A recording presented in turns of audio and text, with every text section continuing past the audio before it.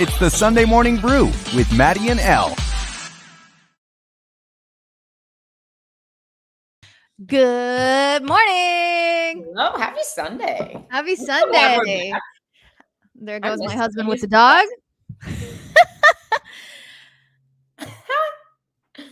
Dude, dog life. But good morning. Happy Sunday. UFC Paris was awesome. I give it an A.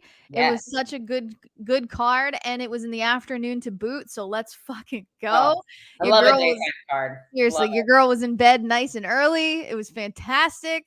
But we definitely got treated to a wonderful card.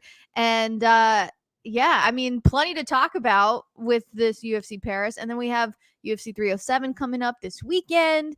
It's just a world full of fighting, and we're here to talk about it. So cheers. Do you have your coffee?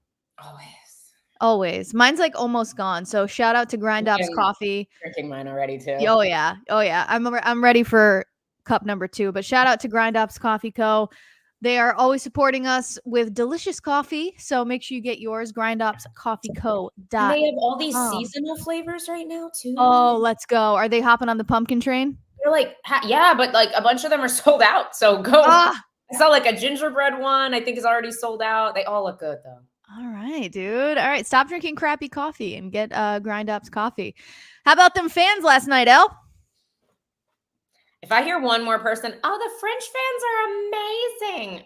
Guys, I think I don't know if this is a hot take. I think the French fans are the freaking worst. Why? I'm so curious because my first thing on my notes today, Paris loud fans are electric. Not equal good.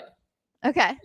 Are they the loudest fans? Sure. But they're uber disrespectful. Like, I just can't stand France in general. But I like the French fighters. There's some fantastic fighters from France, like Benoit. I love William Gomis. Amazing win for him, by the way. Mm-hmm. Joanderson Brito is kind of the like unnamed boogeyman of the featherweight division. So fantastic win for Gomis. Love me some French fighters. But dude, like, Chris Duncan's opponent wasn't even from France, and they're booing Chris. Like, I know. He was from like 4 countries over. I don't know. It was too much. I don't blame. I think it's just like a hatred of America. Battle for being upset. I have never seen when foreign fighters come to the United States and fight in the United States, Americans love them. Like, we love them. And honestly, most other countries are like that too. France is the only place that seems to have so much animosity. I think the French are just like Team French all day, every day, and then anti-USA. Yeah. So, I mean, it's like, you could argue that they're incredibly and fiercely loyal. You could argue that. It's a little overboard. Like, I think we hate on Americans for being too nationalist. Like, come on, guys. Yeah. Come on. Yeah. We welcome the foreign fighters every time, every Vegas card. I will say my favorite fans are the Asian fans. I think if you head into like Japan, Singapore, Thailand, like, if you watch an event, they come out in droves as well. And they're just as loud and excited as the French fans, but with a billion times more respect. Yeah. Like, for all the fighters from all over the world. I do have to say this though. USA, we do embrace all fighters from everywhere. But there have been occasions where the USA chant overtakes a lot of things. I think I will take that. I will take that as patriotism. Like, if you're cheering and booing are 2 different things to me. Yeah. Like, if you're booing so loud that nobody can have like a post-fight interview, like you've passed that. We lost the plot. Yeah. Brian Battle's post-fight was a little rough, but that was awesome. Yeah, no, it was the best. We'll get to that. Brian Battle flipping the bird to all of it. Yeah. We'll definitely get to that. But before we even get to the card, what is up with the weird ass testing going on for some of the fighters? Brendan Allen totally putting them on blast, as he should. I think I'm so glad he shared. I'm glad he shared that video because it shined a light on like what the fuck is happening. So if you missed it, he and several others were detained for hours after their official weigh-in. Immediately after official weigh-in. So we're talking dehydrated. We're talking exhausted. It's time to refuel, and they're being detained for hours, required to give blood, required to give a urine sample. If you have ever cut weight, you know that both of those things are fucking impossible.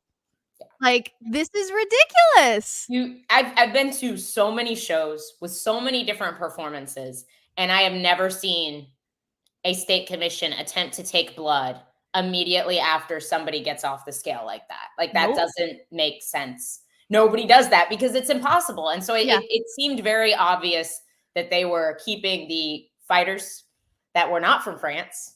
And also Tuco, shout out to Tuco, Brendan Allen's teammate, who was very active in the comment section of, I believe it was ESPN's post about it, reshared it, Brendan Allen's post, and said that he asked the state commission or the French commission, the French Athletic Commission, he asked them, he was like, are the French fighters going to be tested? And they told him no, because they're already tested at home. And he goes, okay, well, then why can't we do this later after he's eaten and rehydrated? Yeah. And they said, because if he used diuretics, they will be washed out of his system by then. And he goes, okay, then why aren't you testing the French fighters? For which they had no answer. So because whether they've been tested in their home country for months or not, they could still be using diuretics just the same as the other fighters. So it definitely seemed to be heavily biased against the, not just American fighters, I think just any foreign fighter that was fighting a French guy. Yeah. So. And correct me if I'm wrong, that's not how diuretics work. Like, if you're using diuretics, they're going to stay in your system for a while. I'm not sure. I think a lot of them do have a very short half-life. Okay. So, like, either way, the testing was not. Either way, it was fucked. It was not even across the board. It was so stupid. And then you have somebody like Aline Perez, who is literally shaking like a leaf on the scale, but that's okay. Do we have enough time to talk about this woman? Because listen, first, okay, let me take a beat for a second. She looked horrendous at weigh-ins. Okay, she was shaking uncontrollably, which tells me that her body is literally shutting down. Okay. When are we going to stop having terrible weight cuts? Like, when are we not going to allow terrible weight cuts in the UFC? Here's my problem. So here's my counter argument, devil's advocate for, like, what does that mean? Because we have Eileen Perez, who has made weight without any extra issues several times, right? Perhaps the travel was just too much. Maybe her cycle lined up with her cut. Maybe she just had a bad cut. So, like, who are we? Like, what do we do? Like, what's the we can say, oh my God, we need to deal with this as much as we want. But we're all consenting adults here. I cut a ton of weight. I cut a lot of weight to make 105. And when I fight at 115, I'm not big enough.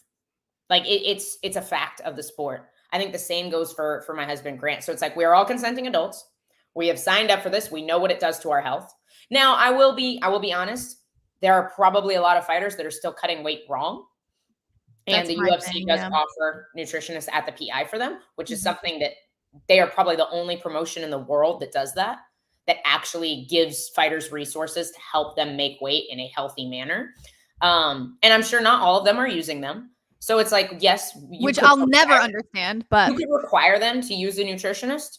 Sure. But once again, it's like that gets a little dicey. You know, it's like once you start requiring that, it's like there are fighters that get signed on short notice who are dirt freaking poor that are about to make $12,000 for their UFC debut. Yes, you have to pay $600 of that to a nutritionist. You know, it's I'm here with Dean. She's alive. She won. And it's being debated on right now. Like, I don't think it's something we can change. You know, like we've seen promotions try to change it. You know, we've seen one try and do these hydration tests. Probably a bad example because we also have one doctors coming out saying that they were told to help certain fighters cheat on those hydration tests. Right. So maybe if that setup was done in a less sus. No, you make a good point about we're all consenting adults and everything. I just hate to see it, you know? And then she wins, and I understand she won and all that good shit. And she's really good at making people talk about her. I mean, look at us. We're spending about 5 to 10 minutes talking about this broad. But at the same time, enough with the fucking twerking. Enough. Like, if you want to make that your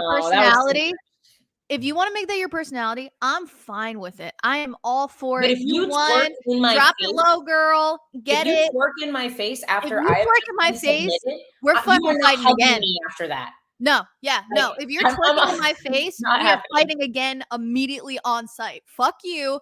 I would have been so pissed. Like, not only did you just choke me out or submit me or whatever, you're gonna twerk in my face. Oh, I would have been so mad. No, we're not hugging after that. No, absolutely not. So let me go on record. Girl, do you. Whatever. You want to be the twerk queen? Don't twerk in Maddie's face. Just don't do it in your opponent's face. Like, what the fuck? Oh, God. Dean, I would love to hear your comment on that one. But, oh, my God. Dean loves it, I'm sure.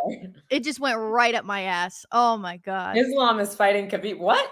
Yeah, I don't know what that is. I think Dean's just trying to rile people up in the comments. I love it. No, I love it. Tell us more. But yeah. Hello, Sean. As always, here. Money Moicano looked fantastic. Yes, he did. Yeah, and a crazy shoulder injury coming out, showing us that it's basically disconnected on top. It's been like that for weeks. That's weeks, like his whole camp, man. And I'm like looking at him. He's like showing up to the gym in like a brace and shit. And I was like, bro, are you good? He's like, yeah, it's fine. I was like, what a gangster. I know. It's like, I want to have him come on and talk about it because, like, I know it had to be bugging him at some point during his camp. Oh, like, 1,000%. Insane. Yeah. He was poking out. You can see it through his shirt. Dude, wild. But before we get to Money Moicano, we have to talk about Bryan Battle because it was Bryan Battle's night, 1,000%.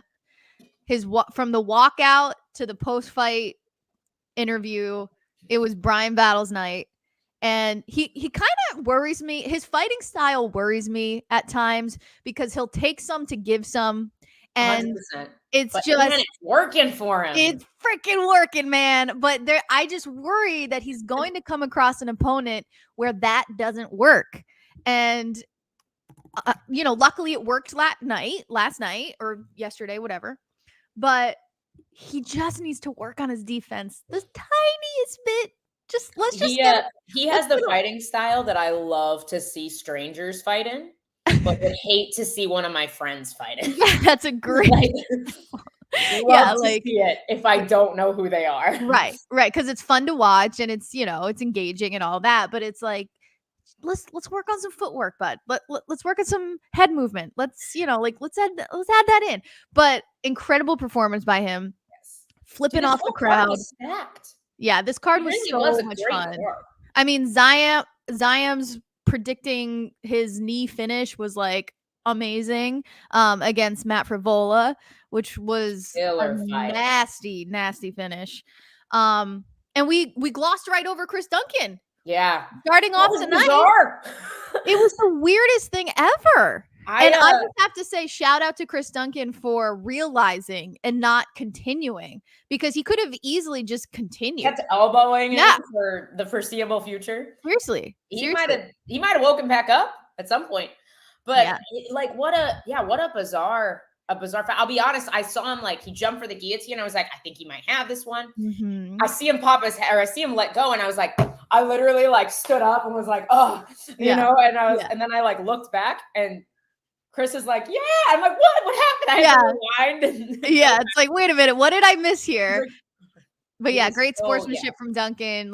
Good eyes, realizing that he was done. I mean, I'm sure you could probably feel his limp body on top of you, when he started not reacting. But at the same time, you could have easily kept going. So I'm glad he didn't. He had the wherewithal for sure. Yeah. Back to Bryan Battle. Yeah, him and his coach before they get into the octagon reminds me of Clay Guida. Perfect example. Crazier. Oh my God, so good.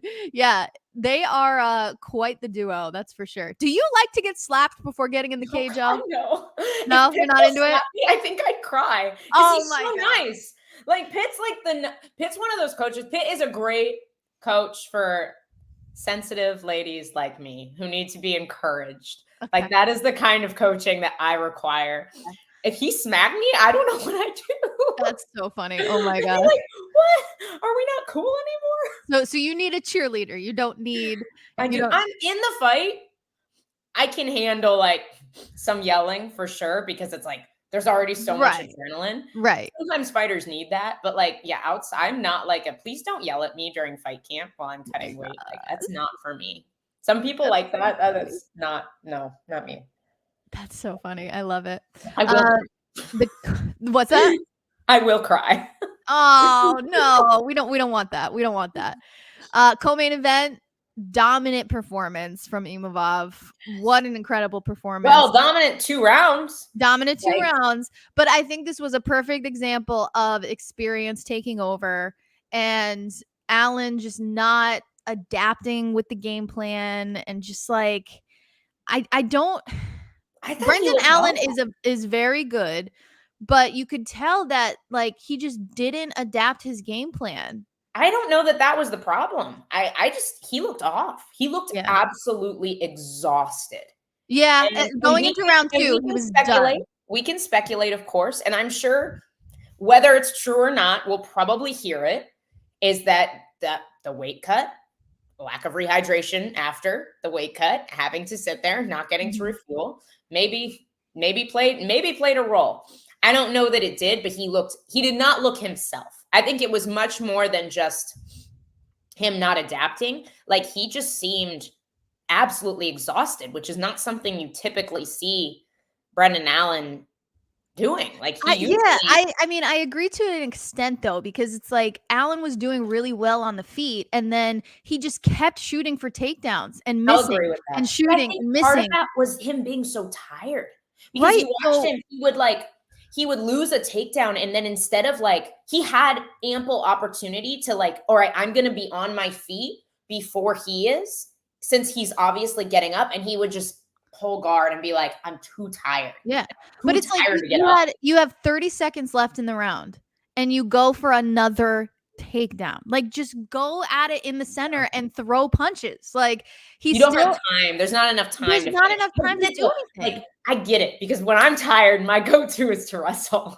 Yeah. So I understand it a little bit, but I agree. Like the adjustments weren't made, but I think it was more than just a fight IQ issue. He genuinely seemed so exhausted to me. Yeah. I mean, that's definitely true. And then you kind of saw Moicano get exhausted in round 2, but that's because he unleashed the kitchen sink in round 1. I don't think he was that tired. I think he more just took the round off. Well, I think he took the round off because 1, he could, but 2, I think he had to recover. That man threw everything in round 1. Like he wasn't just, on top and like, riding the wave. He is so devastating ground and pound. Like you could hear those shots and they were devastating. And Dude, then how tough is Benoit? So Benoit is so tough, but it makes you appreciate how good Dustin Poirier is, because Moicano was throwing heat and he could not put this man away. And Dustin Poirier managed to get that knockout. So it's like, oh, damn. Like Dustin Poirier is a fucking G. Yeah. But the dude can knock out anybody. Yeah. Like, he really can. He has that kind of power. Yeah. And I think in speed. But yeah, dude, Moicano, like, I don't think I've ever seen somebody that effed up after 5 minutes. I know. Like, I've seen that after 25. Yeah. But like, just his eyes were absolutely unleashed. Like, and I love the way Moicano, and I'm about to ask him about this because I feel like I need this in my arsenal. The way he keeps the body triangle. Like the Benoit is rolling from his belly to his back. Like he's going from back control to mount, keeps the exact same body triangle lock the entire time. So much control, never loses position. And he's always, because he has the body triangle, instead of opening his legs, trying to go back to hooks, trying to go to like a foot cross mount, his hands are always free. He doesn't have to use them to balance. Yeah. His hands are always free, so he can do so much damage. And he just makes really smart choices. Like he just he allows Benoit to move just enough so then he can unleash a certain strike. And it's it's very high level stuff. It was really, really cool to watch. Your thoughts on the doctor? I think it was a great stoppage. No, for sure. But I have a question, because I don't think I've ever seen a doctor test both eyes like that? I think he knew that Benoit, he didn't believe he could see. So he was holding him out here, and he was like using his peripheral vision from this eye to still see. Like he was answering them correctly, and then he's getting them right. And the doctor's like, I don't believe that you can see. Yeah. So he covered up. I think that was a good call on the doctor's part. I am not mad with the stoppage at all. A guy like that, you have to protect from himself. That's fair. It was a good stoppage. Yeah. He was so. Yeah. But I think covering up the eye, and then he was like, and then he couldn't get any of the numbers right. Right. Like it was I think that was a vet move on the doctor's part. Yeah. France did something right, y'all. Yeah. I am not mad. I'm not mad with the stoppage. I just was like, I don't think I've ever seen that before. That's very interesting. Because usually if you answer these right, that's good enough in America. Well, usually they'll try to avoid bringing a doctor in during a main event. Like if you go back and watch main events, like we'll see some pretty gnarly cuts. Typically, they don't bring the doctor in unless they absolutely have to. And I think that was such a good call on Mark Goddard's part to be like, we definitely need to take a look at this. Yeah, he's a vet. Like, dude, both his eyes. Oh my gosh. Dude. And then you can always count on Moicano to have the weirdest post-fight interview. The best. I mean, dude, I couldn't even keep up. He's giving book recommendations. He is educating the public, man. Yeah. Oh my God. Educating the public, talking about politics, like Moicano for Prez. Like, let's go. But he calls more money for everyone. Yes. What did he say? He said, none of these tough fights. I want easy money, easy fights. So he calls out Paddy Pimblett and Dan Hooker. Who would you like to see him fight? I would love Dan Hooker. I would love to see him fight Hooker. Yeah. Dude, okay. I will admit, Paddy is better than I thought he was. He is better than I thought he was. However, Moicano still trashes him. Oh, 1000%. But I think I would love to see him in Hooker. Hooker had such an incredible performance against Gamrot. So obviously I want to see that loss get avenged for ATT. Yep. But no, I think that would be a really fun fight. I think it'd be really exciting, at least for a couple rounds.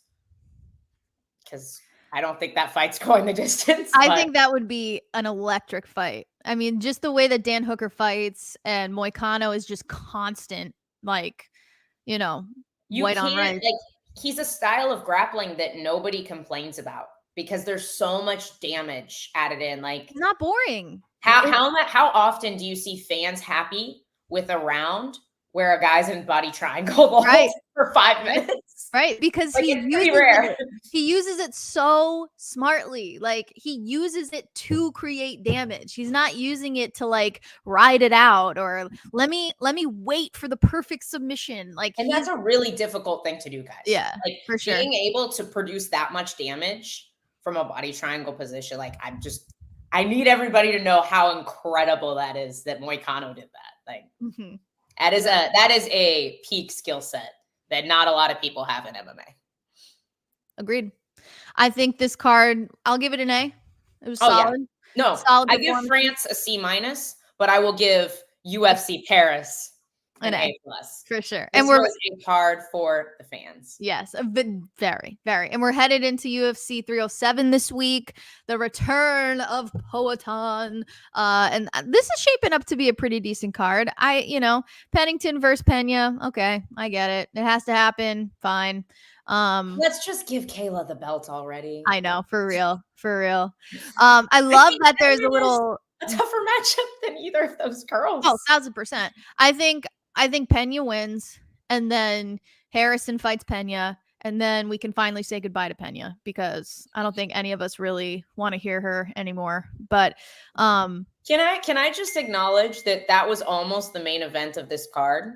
Really? I missed that. Yeah, Pennington and Pena was originally going to be the main event, and people are still complaining that we have another Alex Pereira main event. Like, this is a gift. Who's complaining about an Alex Pereira main event? Too many people. Because it's Khalil Roundtree, who's super underrated already. Khalil gets unwarranted hate. Like, the dude has been, like, it's time. Like, it's time. I get it. It's not the fight everybody wanted to see for Pereira. Everybody wants to see him in these, like, super fights. but not every title defense can be a super fight. So I think it's going to be a decent fight. If Khalil Roundtree does what he does best, I think it's going to be a decent fight. Do you know how many combined takedowns Alex Pereira and Khalil Roundtree have attempted in their UFC careers? One, guys. And that was Alex Pereira. That means we're going to see Khalil Roundtree shoot 0 freaking times. This is going to be an amazing fight, guys. Yeah. Yeah, I agree. I think this is going to be, I think people are going to be pleasantly surprised. I will say the card lost a lot of steam for me, losing the Movsar Aljo fight and losing Rufy. Yeah. And like, I don't know why, because the UFC loves to sign short notice people for replacements. But I know for a fact that Dakota Bush, who is a lightweight, who can make weight on short notice, who was already in camp and was already cutting weight, really, really wanted that fight. And UFC, what are you doing? What are you doing? We could have had Dakota Bush and Rufy on this card this weekend. So I think that's crazy. I am glad that Movsar and Sterling got rescheduled. I agree with Sean. I really do want to see that fight. Like, I'm glad we're going to see them fight. Where did it get rescheduled to again? 309, I believe. 309. Let's see. In November. I think it's the Jones Stipe card, isn't it? Oh, so they're going to Madison Square Garden. Mm-hmm. That'll be fun. I'm trying to go to that for Madison Square Garden, especially for Aljo. I'm trying to go to that. Like, real talk here. I'm trying to go to UFC Tampa in December. Well, that too. That too. That's gonna be dope. Aren't you like fighting the night before or something? Word on the street is that event may be in Florida. Oh shit. Okay. I don't know if anything's been announced. I just heard a rumor. So I'm praying that that's accurate so that I can go to UFC Tampa. I'm manifesting that for me. It sounds like I will be going to Florida in December and seeing you fight, then going to UFC Tampa and making a little trip of it. Okay, perfect. Let's go. Perfect. It's going to be a Florida trip. I love it. I love it. What did we miss, Elle? Did we miss anything? Gosh, I actually have it in our we touched on Gomi. I'm just going to go down the whole card because we talked about Duncan. We had kind of a weird split decision in that second fight. I don't know how closely you watched that fight. Unfortunately, I missed that fight. Nora Cronoli, one judge gave her the fight. I did not think she won a round. And neither did the commentary team, because I can't remember who said it. Somebody was like, "Oh, I'm gonna have to go back and rewatch that." And Michael Bisping goes, "No, you don't." You can always count on that judge. I love it. She looked nervous as shit going on into the cage. I mean, she already lost to that girl. It's tough to go in against somebody you already lost to. And she kind of lost the same way, like that range, the right hand, everything kind of was the same issues for her as it was before. Couldn't get the takedown. We talked about Eileen Perez. The flyweight fight was super fun. Daniel Perez is freaking good. He had a really fun fight with Victor Altamirano. I love Taylor Lapilus. Ludovic Klein's a freaking savage. When are we giving Ludovic Klein a ranked opponent? I would like to see him fight like 13 through 15 soon. I feel like that. I think he earned that. I think so. I'd like to see it. He's been on kind of a tear. I don't know why that man was ever at featherweight. He lightweight is where he belongs. Like this is the same dude that lost to Nate the Train and is just annihilating people at lightweight. Honestly, everybody on this card was like on a tear, and like now they're just like, it was such a good combination of fights. It really was. Morgan Charest honestly didn't look great until Gabriel Miranda kind of made that mistake, turned his back, and just the power in that hook to put Miranda away like that. Wild. But that was a really fun fight. I'm interested to see how Charest does with some higher level grapplers, which there aren't a ton at 145 until you get like well into the rankings, but they're there. I think there's some pretty tough matchups for him at 145 with the grappling. Yeah, I think up until that moment, it was pretty an even matchup. Yeah. And Miranda was the only one throwing up offense in the first round. Like he wasn't always in the best positions. He was on his back, like in guard a lot, but he was actively throwing strikes from his back, throwing up submissions. You just didn't see much from Charest earlier in the fight. It was just really well timed. Power to put people away. Why you shouldn't turn your back to your opponent, people. You can get knocked the fuck out. Especially if you're a jiu-jitsu guy. Yeah. Why are we doing spinning back kicks, bro? What are we doing, bro? What are we doing? He's winning the fight pulling guard. Yeah. Like, I thought he was doing really awful. Like, usually that is not it's not a thing advice I would give somebody, but Gabriel Miranda can pull guard and win fights. That's wild. Yeah, we talked about Imavov. We talked about Gomis. I want to touch on him again because so impressed. Like, I think he was a little underrated. Actually, I think he was heavily underrated before this fight. I think the stats were heavily underrated. Going back to the French fans for just a second. Apparently, even the French fans were telling Gomis that this was a terrible matchup for him and he was going to lose. I just feel like this was really great for him. Brito is a scary, scary dude. He's super well-rounded. He's super dangerous, and most people don't want to fight him. Yeah. So great win for him. What's next for Brendan Allen? An interview on Fight Bananas on Tuesday. Would love that. I want to hear about all this weight cut fiasco. Let's make it happen, man. Other than that, man, I don't know. I think he's kind of in that. Imavov has been underrated for a while. I do want to say that this loss is going to age really, really well for Brendan Allen. Like, Imavov does not get the respect he deserves. He is incredibly well-rounded, very sharp on the feet. Like, he's a guy we could absolutely see in a title shot in the next year and a half. Like, he's already what? He's 4? He's ranked 4th. Imavov, yes. Allen's 8. Has Allen? He's never fought Paulo Costa, right? That's I don't hate that. I don't hate that. No, he hasn't. You know, I don't really hate that one. I don't hate that one. But I think Allen is still so young to the game and he has so much left to do that I don't really think this puts his stock down in any way. So I think, let's get him on Tuesday so we can hear about this terrible weight cut. That's Tuesday on Fight Bananas is what's next for Brendan Allen. What about Imavov? What a performance, huh? All right, let's see. So looking at the rankings here, he's got Whittaker right in front of him. He's got Adesanya. Whittaker's maybe he can be the replacement when Khamzat pulls out. There we go. I don't mind Izzy. Khamzat is number 12, guys.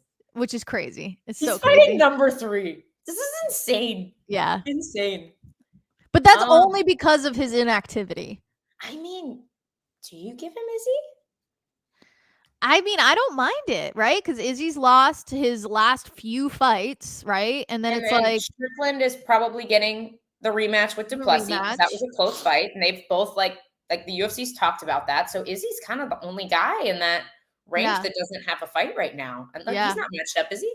Yeah, I don't think so. Or you could wait for the loser of this one. Yeah. No, that's fair because whoever wins obviously gets an immediate title shot, especially if it's Khamzat. Right. Yeah, I like either of those for sure. Yeah. And then Money Moicano. I'm here for the Dan Hooker. Dan Hooker and Moicano. And Dan Hooker just shot up in the rankings. So that's just perfect. That's the perfect matchup for Moicano right now. It's a good jump in the rankings to get him closer and closer to the title. I saw the best comment yesterday. It said, "This is Moicano's Oliverification." Yes. And I was like, oh my God, it is. Like, he's been around so long.